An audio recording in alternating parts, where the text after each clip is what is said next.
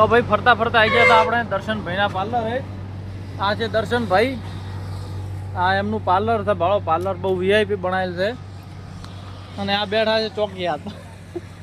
આ ચોકીયાત બાર છે, અહીં રહે છે. હાય કરતો બરું હાય.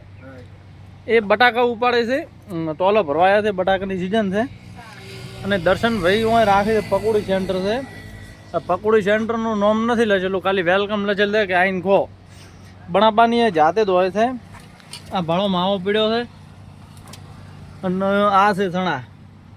અને મરચો તે અમારે દુકાનેથી જ લાવે છે, એટલે મરચાં સારી ક્વોલિટીના વાપરે છે. બટાકાનું નહીં આપે નહીં કહેતા, મરચાં એક નંબર હોય છે.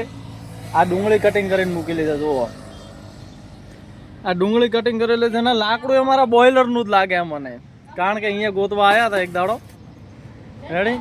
અને હમણાં ભાડો જે કોલ્ડ ડ્રિંક્સ બધી સપ્લાય તૈયાર કરીને મૂકેલી છે, ફૂલ સ્ટોક છે ઉનાળા માટે. અને આ બા ચા પીવા આવ્યા હતા, પણ ચા પીવા બેઠા હતા એટલે એ કે તું વ્લોગ બનાવે ને વ્લોગમાં મને લઈ લે, એટલે એને કરીને છે માપના ફેમસ. આપણે પકોડી ખાવી હતી, પકોડીમાં આપણે હાઇજેનિક જ ખાઈએ છીએ. આમ ફોનને મૂકી દઈએ અને પકોડીની અંદર આપણે ખાલી ચણા જ ભરીશું. પકોડી ખાલી ચણાવાળી જ ગભરાય. બટાકા આપણને સદતા નથી, પેટમાં ગેસ કરી નાખે છે, એટલે આપણે ખાલી ચણાવાળી જ પકોડી ખાઈએ છીએ. જો પકોડી હાલ તરત ખાઈ લઈશ તો પછી બોલવામાં તકલીફ પડશે. તો વ્લોગ અહીં પૂરો કરીએ છીએ. અને જો વ્લોગ પસંદ આવતા હોય તો લાઈક કરવાનું ભૂલશો નહીં. હજી સારામાં સારા વ્લોગ આવશે, પણ આ તો ખાલી સ્ટાર્ટિંગ છે. તો મિત્રો સપોર્ટ કરવા વિનંતી. ધન્યવાદ. તો વ્લોગ બનાવવાનું જ્યારે મેં બંધ કર્યું ને તેની પહેલાં મને ટેટોડી આવતી નજરે પડી.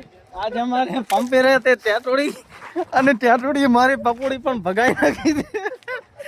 તે પકોડી તમે હાલ જોઈ શકો છો કે પકોડી ભગાઈ નાખી છે અને ખાવા દીધી નથી. અને હવે ગળે ટૂંપો આપી રહ્યો છે. આ પાર્લરે દૂધ લેવા આવેલા છે. તો શું લેવા આવ્યો? કશું લેવાની. શું બોલો હેડો. આ પકોડી કેમ ભગાઈ? તો